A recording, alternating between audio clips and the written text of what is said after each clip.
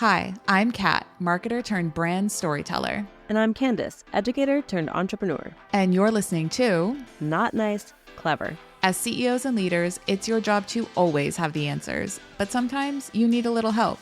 Leverage, if you will. We get it. This is the place for you. So wherever you're listening, 5:30 a.m. club at the gym, on your way to your next meeting, or putting out today's fire, let's get into it. In today's mini episode of Not Nice Clever, we are talking about what it means to be human online, because I don't know about anyone listening in, but there seems to be this weird thing that happens when you start to market yourself online, build your brand online. You just suddenly stop acting like the actual human that you are and have been for several decades. So we want to debunk all of that, give you some helpful tools and strategies, diving in on this mini. Candice, where are we going to start with this one? Because this is an important one. Well, being human online is actually easier than most people are making it seem. Mm-hmm. So I like to encourage my clients to showcase more than just what they do and actually showcase who you are. The problem comes with when you don't know who you are. Yes. We've seen that in sessions where they're like, why are you asking these questions? And we're like, it's what you're paying us thousands for, dude. You're welcome. Absolutely. You pay us the big bucks to help you understand who you are. And I think that people are afraid of being themselves online because they think that being themselves is going to lead to unfollows. And the truth is that's a possibility. Absolutely. And that's okay. And so many people start using tools like Instagram or Facebook, TikTok, LinkedIn, and their immediate goal is not to build their brand, but to get clients. And there's a slight difference between those two things. And it kind of goes back to the idea of desperate energy that you talk about all the time, Kat. If my goal is simply to get a client, then I'm chasing people and I'm trying to make them make a decision.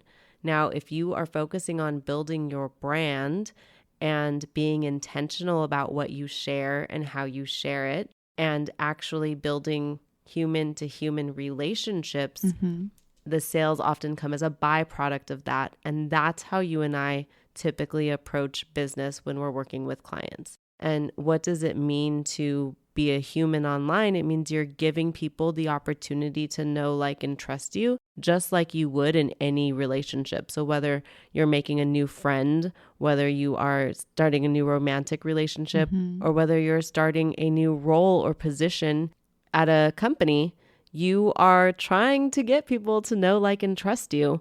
And so you have to think about the things that you would actually do in real life for that to happen, and use the tool of the online space to do the same thing.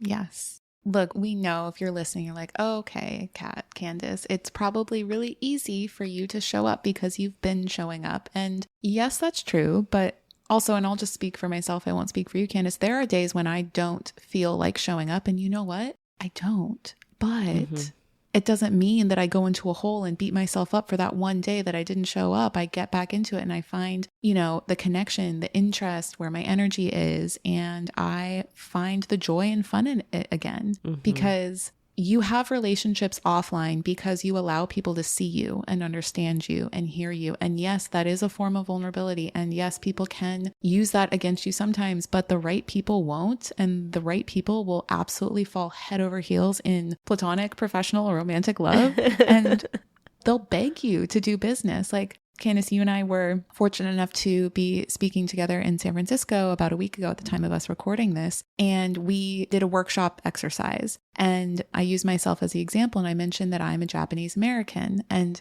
I can't tell you, like, me using that example and owning that, I had so many other Japanese Americans or Taiwanese Americans or Filipino Americans come up to me after our session and thank me for owning that. Because they're like, I would have never known. But it's so nice to see someone like you, to see representation up there. And I know they'll work with me. In fact, I think I even have a consult with one of them booked. But I'm not trying to sell. I'm just leading with who I am authentically and giving people the opportunity to connect with me. Absolutely. And there's a lot of different parts of you that you can lead with. So, Mm-hmm. for example, I often talk about how I'm a teacher turned entrepreneur. Mm-hmm. And I think that's really important because being a teacher informs the way I approach this work. And I want to have objectives and understand the data, and I want to have a formula for how things work because I understand how humans learn. A recipe. You love your recipes. Yeah, absolutely.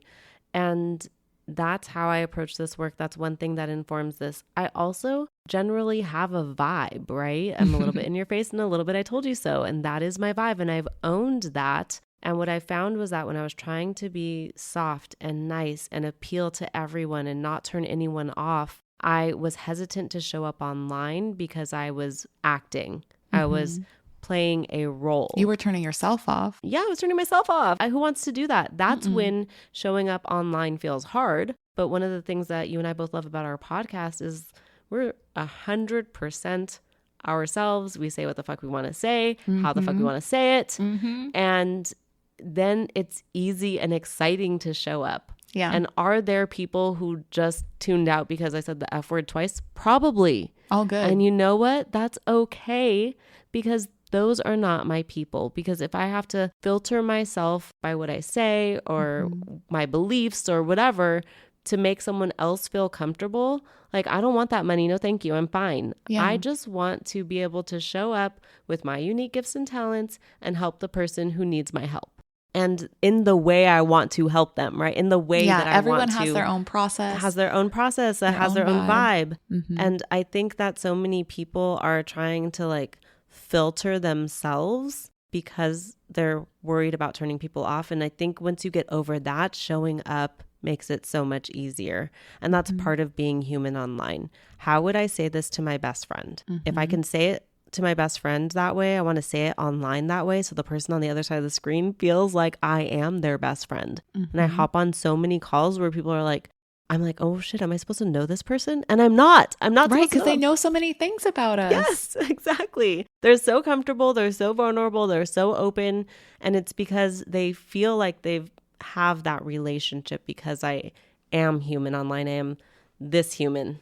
Yes. Not what I think human is supposed to be. I saw her last week in person, people. She looks exactly like her profile photo. There's no catfishing going on here.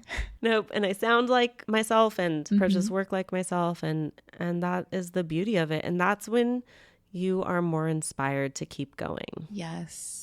You want to know how to play the long game, to not burn out, to not resent your business, no matter how much money you have coming in. Because like you said, Candice, there's a type of money we want to make, and there's a type of money that people are like desperate to try to make. Yeah. And they'll burn that down to the ground if they get burnt out and feel inauthentic and like a fraud, and they get in their head. And then it's like, don't have the content problem, you got the identity problem, and you should probably hire us. You should probably hire us. And if you want those quick tips to help you figure out who you are, one is understand that you're always going to evolve, and who I am today might be different than who I am next year.